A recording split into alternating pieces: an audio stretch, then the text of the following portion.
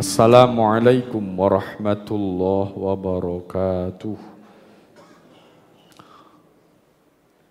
Bismillah, alhamdulillah, wassalatu wassalamu ala rasulillah Sayyidina wa maulana Muhammad ibn Abdillah. La hawla wa la quwwata illa billah. Qalu subhanaka la ilma lana illa ma 'allamtana innaka antal alimul hakim. Qala rabbi shrah li sadri wa yassir li amri wahlul 'uqdatam min lisani yafqahu qawli. Amma ba'd, hadirin jamaah rahimakumullah. Monggo kita lanjutaken ngaji kitab Bulughul Maram. Saderengipun kita maos Fatihah ingkang kita hadiahaken dumateng Kanjeng Nabi Muhammad sallallahu alaihi wasallam.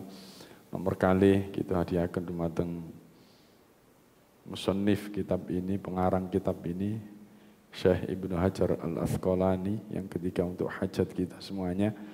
Mugi-mugi kita pinaringan sehat walafiat, keluarga kita ditetesaken keluarga ingkang sakinah, mawaddah warahmah, anak-anak kita jadi anak-anak yang soleh dan solihah. Sedaya urusan kita dipun gampilaken kalian Gusti Allah. Mugi-mugi kita sedaya termasuk golongan orang-orang yang soleh dan akhir hidup kita menjadi akhir hidup yang husnul khotimah. Bisirril Fatihah. A'udzu billahi minasy syaithanir rajim. Bismillahirrahmanirrahim. Alhamdulillahi rabbil alamin. Arrahmanir rahim. Maliki yaumiddin. Iyyaka na'budu wa iyyaka nasta'in. Ihdinas siratal mustaqim. Siratal ladzina an'amta 'alaihim ghairil maghdubi 'alaihim waladdallin. Amin. Bismillahirrahmanirrahim. Wa an Anasin, lan saking sahabat Anas,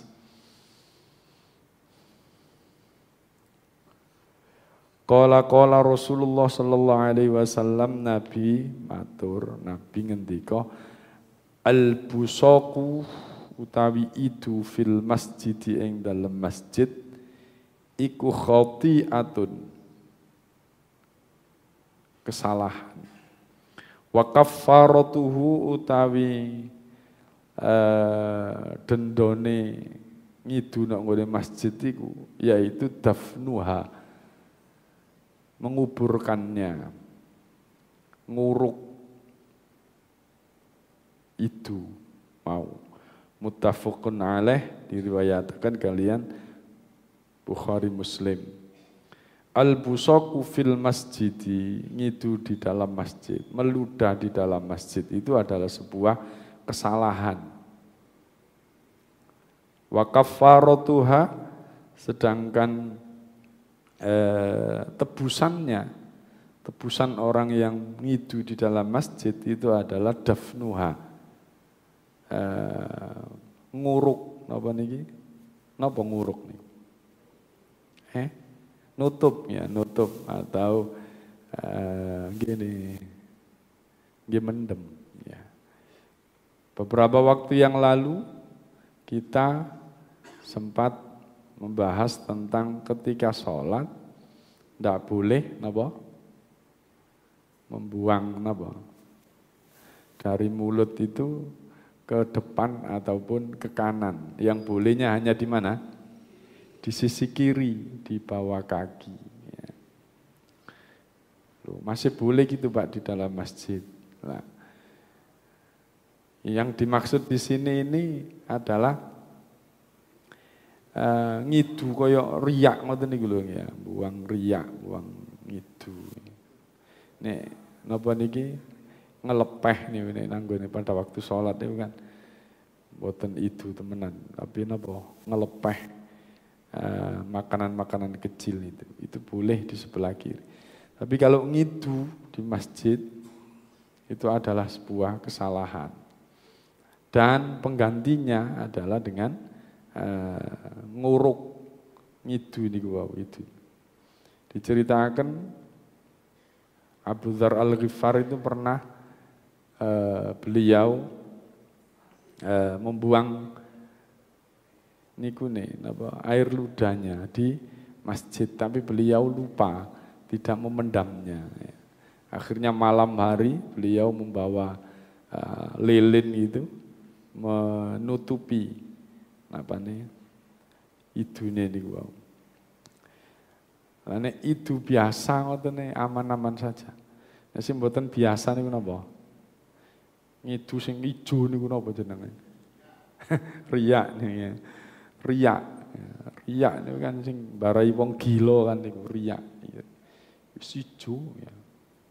Lah riyen niku kenapa dulu itu masih ada orang yang itu di masjid itu karena masjidnya belum seperti Masjid Al-Hidayah yang karpetnya empuk ngeten iki. Lah nek nang Masjid Al-Hidayah itu nak ngene kono kira-kira Pak Tris mencak-mencak. Sopo iki macam-macam. Nah, zamannya Nabi dulu itu masjidnya masih masjid pasir itu.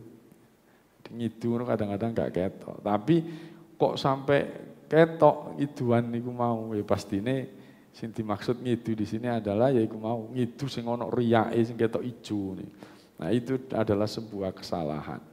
Ya, adalah sebuah kesalahan. Dan memendamnya itu bukan berarti dia berpahala, hanya sekedar apa? Menggugurkan dosa dari meludah di dalam masjid itu. Ya. Yang dikatakan sebagai berpahala menutup ludah tadi itu adalah bagi orang lain. Orang lain kalau iki dunia sopo, kok yo ketok ijo ini mangan opo. Nah, sing mendem duduk sing itu soalé lali sing itu wis mulai nang gone Kutisari. Dipendem. Lah sing mendem wong iku mau, iku sing berpahala. Itu sebuah kebaikan. Tapi bagi orang yang ngidu di situ terus kemudian mendem itu ya padha karo impas wis. Ya. Ngidu nang masjid dosa terus mari ngono nutupi iku berarti impas ngilangno dosa mau.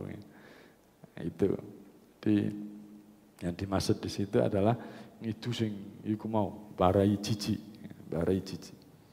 Kalau seiling zaman mahasiswa itu di Pondok Al-Arqam itu. Putrane Pak Yai ini ada ono wong sing napa niki mboten ngidu sadurunge sing buang riak niku grek ngoten. Iku diuber sampai ketemu tutuk dia. Soale apa?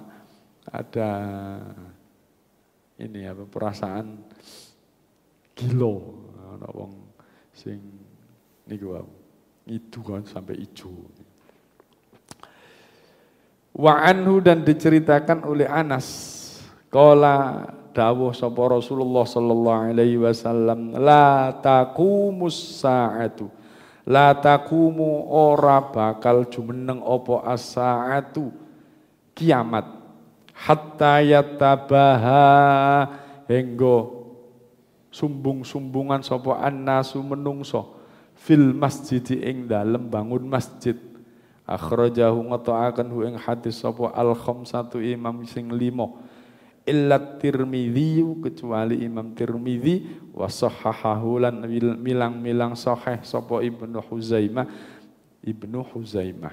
La taqumus saatu tidak akan datang as-saatu kiamat hatta yatabaha sehingga sumbung-sumbungan sapa annasu manusia pada bersombong-sombong ria fil masjid di dalam bangun masjid. Bapak Ibu, ya semua orang itu menuju kepada akhir hidupnya. Dunia pun juga begitu, akan menuju kepada akhir kondisi dunia yaitu kiamat. Disadari atau tidak, maka lah kok cocok karo napa niki prediksine Nabi. Ini kan salah satunya prediksi Nabi. Ya. Jadi Nabi itu ketika ditanya oleh malaikat, Nabi kapan hari kiamat? Ya. Nabi menjawab, yang bertanya lebih tahu daripada yang ditanya. Baik, kalau begitu apa tanda-tandanya kiamat? Ya, salah satu hadis ini. Kiamat itu tidak akan datang. Kiamat itu tidak akan datang Kecuali ada suatu masa bahwa orang itu jor-joran bangun masjid. Hanya untuk apa? Hanya untuk gagah-gagahan. Masjidku iku lho luwih apik tinimbang masjidmu. Masjidku iku lho. Masjidku iku lho. Lah ngene iku wis ya. Itu sumbung-sumbungan itu nanti, dan sekarang kira-kira sudah terjadi napa dereng? Masya Allah. Pun sekarang ini setiap daerah itu memiliki masjid yang istimewa semua. Jenengan nanti teng masjid pundi niku Syekh Zayed.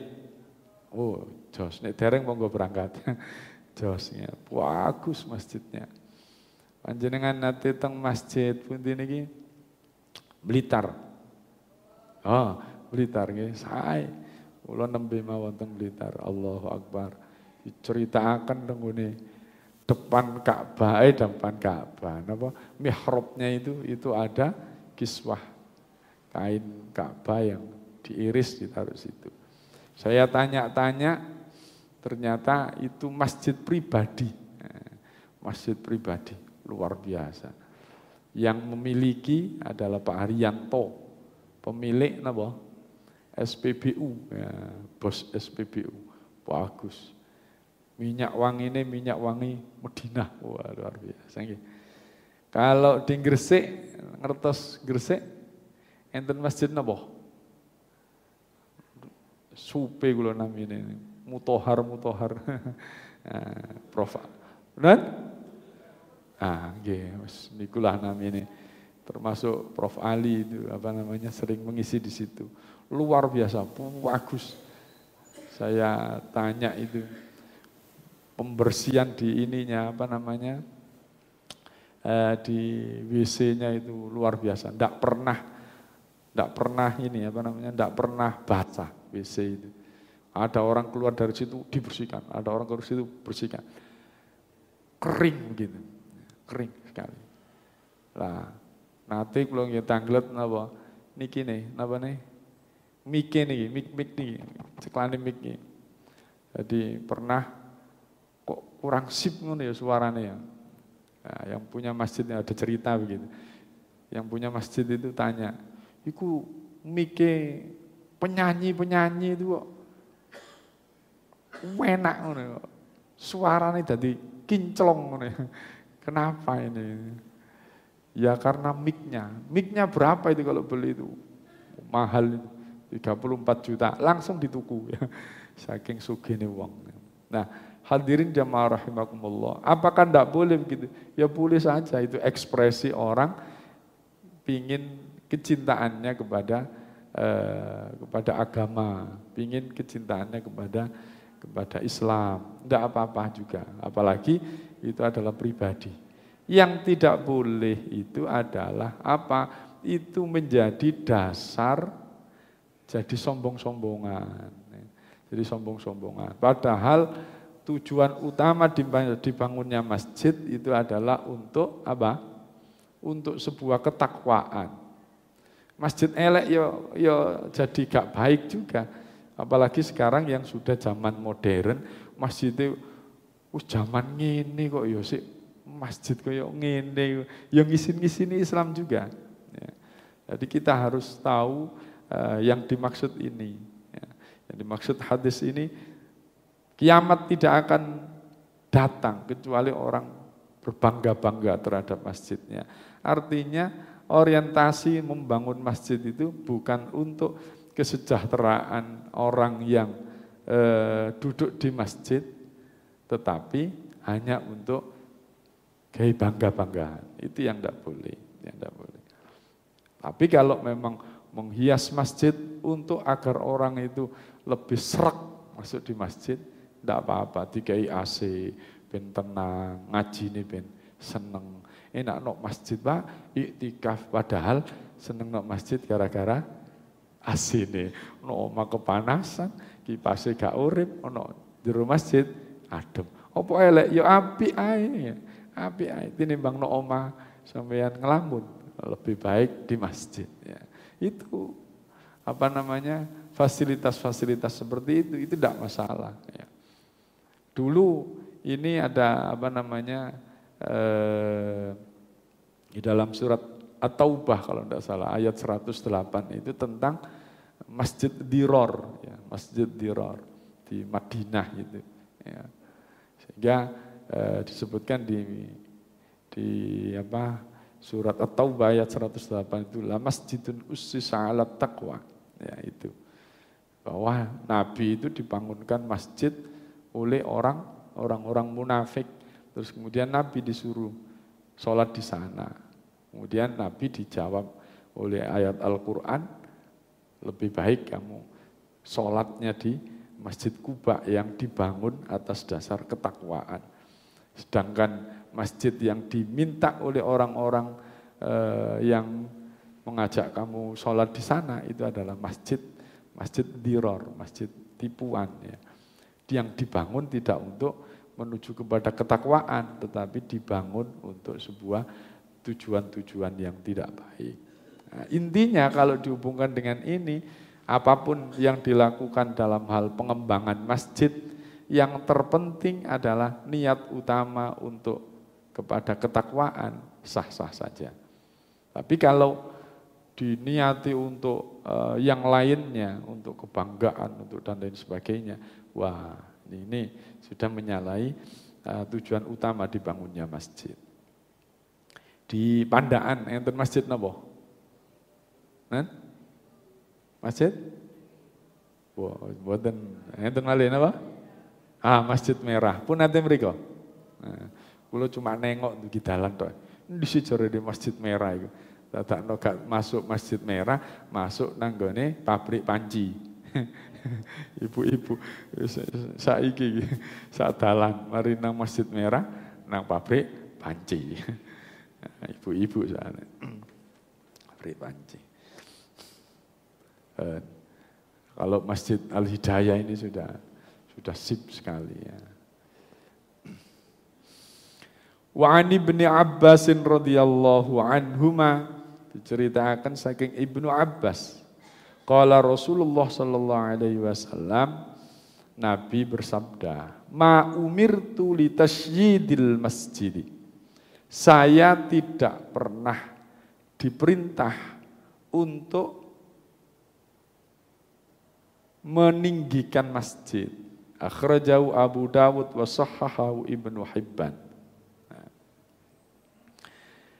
Dari hadis ini, ya, secara bahasa saja, secara lafdiyah, secara lafadznya, itu Nabi itu tidak diperintahkan membuat masjid itu untuk diindah-indahkan gitu, enggak. Ya. Ma umirtu li tasyyidil masjid. Saya tidak diperintahkan oleh Allah untuk mengindah-indahkan masjid. Setelah saya baca dari syarahnya, ini kenapa kok tidak dianjurkan untuk membagus-bagusi masjid? Karena di situ ada padanannya, yaitu hal itu kebiasaan orang-orang Nasrani dan orang-orang Yahudi yang menghias-hias gerejanya maupun sinagognya. Lah, zamannya Nabi ya hanya sekedar sederhana. Masjid itu sebuah, dulu malah yang awal-awal itu hanya sekedar digarisi mawon. Iki area masjid. Terus kemudian periode berikutnya dibangun pakai tembok batu itu, pakai tembok batu. Di atasnya hanya dipakai pelupa kurma agar orang tidak kepanasan. Kemudian pada zamannya Abu Bakar pun juga demikian, masih utuh zamannya Abu Bakar itu. Pada zamannya Umar, Masjid Nabawi itu pernah dibongkar. Ya, pernah dibongkar tapi diperluas gitu aja. Zamannya Utsman pun juga begitu. Diperluas tetapi sudah mulai sudah mulai dicat, ada cat. Temboknya sudah mulai dialusi. Terus kemudian cagae masjid itu yang dulunya hanya pelepah kurma, itu kok pelepah kurma apa niki? Batangnya kurma itu sudah mulai diganti dengan tembok. Nah, itu zamannya Utsman. Nah, pada periode berikutnya yang pembangunan agak besar-besaran itu adalah pada zamannya Abdul Malik. Abdul Malik itu sudah mulai diperindah Masjid Nabawi. Apalagi sekarang luar biasa. Panjenengan tidak ke sana setahun 2 tahun sudah beda. Karena memang fokus dari pemerintah Arab Saudi itu adalah untuk yaitu menjadi Khadimus Syarifain. Raja Arab Saudi itu beliau menyebutkan dirinya sebagai Khadimus Syarifain. Apa itu Khadimus Syarifain itu?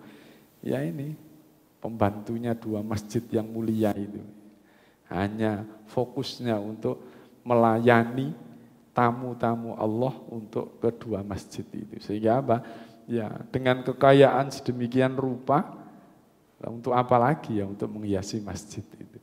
Agar tamu-tamu kerasan di masjid. Ya. Sepanas itu bisa jadi dingin. Ya. Diubah menjadi begitu. Bismillahirrahmanirrahim. Wa an Anasin dan diceritakan oleh Anas, qala dawuh sapa Rasulullah sallallahu alaihi wasallam, uridat dan aturaken alayya ing atase ingsun apa ujuru ummati, ganjaran-ganjarane umatku, hattal qadatu hingga kotoran yukhriju ngetokaken ha ing qadah sapa ar-rajulu wong lanang minal masjid saking masjid. Uridat alayya, disampaikan kepada saya, ujuru ummati, pahala luar biasa yang didapat oleh umatku. Apa itu? Mengeluarkan kotoran dari dalam masjid. Enten napa niki? Sakniki pun niku napa? Mboten ketinggal ya, taine cecek. Sakniki enten cecek asiana. Biyen niku cecek niku tai-taine cecek ngono. Kira-kira diberseni napa dibunderi? Zaman biyen cek eling aja. Dibunderi napa? Kapur ngono. Awas najis. Awas najis. Zaman biyen, zaman. Padahal mensucikan atau membuang kotoran dari masjid itu pahalanya luar biasa. Pahalanya luar biasa. Sampai seperti itu. Sampai seperti itu. Jangan dikira membersihkan masjid itu pahalanya kecil. Sing bersen-bersen di masjid ini semangat ya, semangat.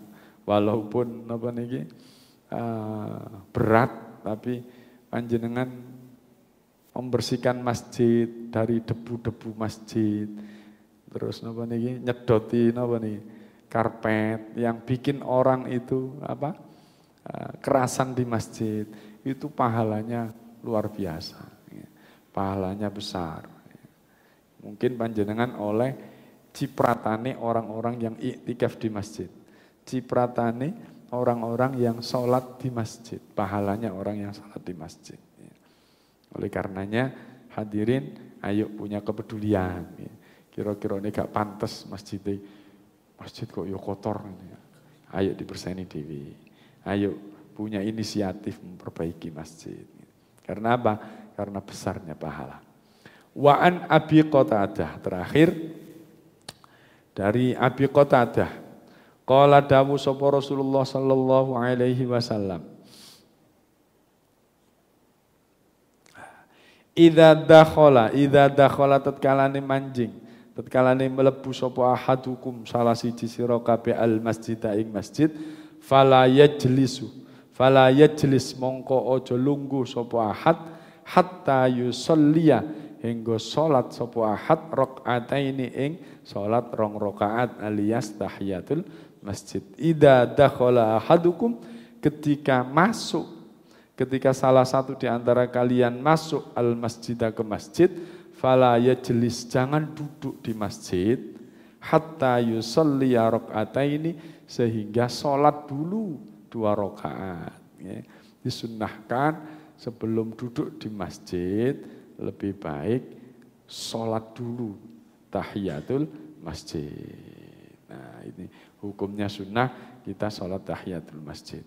Tapi ada yang mengatakan dari hadis ini secara bahasa maka hukumnya wajib. Ada yang mengatakan begitu. Tetapi jumhur ulama menyepakati bahwa salat tahiyatul masjid itu sunnah. Karena diperkuat oleh hadis-hadis yang lain. Pernah ada sahabat datang ke masjid, wis lungguh, terus kemudian Nabi tidak mengingatkan untuk salat 2 rakaat. Artinya itu boleh meninggalkan dan diartikan sebagai kesunnahan. Hadirin jamaah rahimakumullah, kula ulangi malih, ada beberapa hal yang kita pelajari pada pagi hari ini. Yang pertama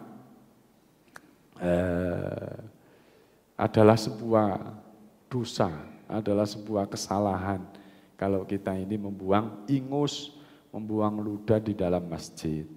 Yang mestinya masjid itu bersih, malah kita mengotori. Ya, tetapi penggantinya dari sebuah kesalahan itu, ya bertanggung jawab membuangnya, bertanggung jawab menguburnya, ya, bertanggung jawab menguburnya. Tapi jangan sampai gara-gara itu terus akhirnya tukaran. Pelecehan di masjid, pelecehan di masjid. Tidak usah. Jadi tetap yang bagus mengingatkan orang yang salah itu. Yang berikutnya bahwa kiamat itu tidak akan datang kecuali ada sebuah zaman di mana orang itu membangga-banggakan masjidnya, membangun masjid untuk kebanggaan dirinya, tetapi tidak untuk mencapai derajat ketakwaan yang lebih. Ya. Yang berikutnya adalah bahwa udahlah kita nerima. Kalau memang masjid kita ini harus diperbaiki, ya boleh-boleh saja. Yang terpenting niatan utama, pembangunan masjid atau memperbaiki masjid itu adalah agar kita ini tambah dekat kepada Allah. Masjid diperbaiki agar orang senang masuk ke masjid. Tidak niatannya ben akeh sing teko untuk melihat masjid kita. Akhirnya apa? Masjid itu ramai saat di luar sholat, tapi saat sholat pada bubar semua. Terus katanya adzan, ayo mulai sih, ayo mulai. Katanya adzan, kok sholat? Wah, masjid tambah diwedeni sholatnya, kan lucu. Enten, bahaya itu, bahaya. Ya, kalau bisa orang itu datang ke masjid merindukan datangnya sholat. Merindukan datangnya sholat. Terus Gus Baha, kalau bisa hidup kita itu, ayo kita orientasikan menunggu sholat. Ya, menunggu sholat, intidharus sholat. Mantun sholat subuh ngeten iki panjenengan alhamdulillah wis sholat subuh. Kula niat ngenteni sholat duhur. Mulai mari ngelakoni sholat duhur, niat ngenteni sholat asar. Sehingga apa konsekuensi dari itu? Nek ono adzan, Allahu Akbar, sampean ngomong apa? Alhamdulillah. Kenapa? Yang ditunggu-tunggu datang. Gak ngene, adzan maneh. Berarti panjenengan tidak merindukan sholat.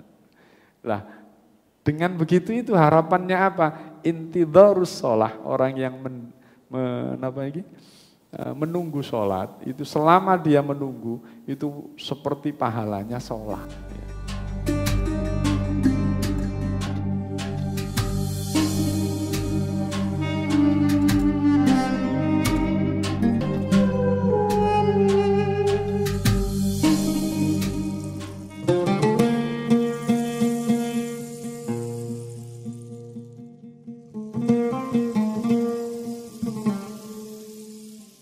Wabarakatuh.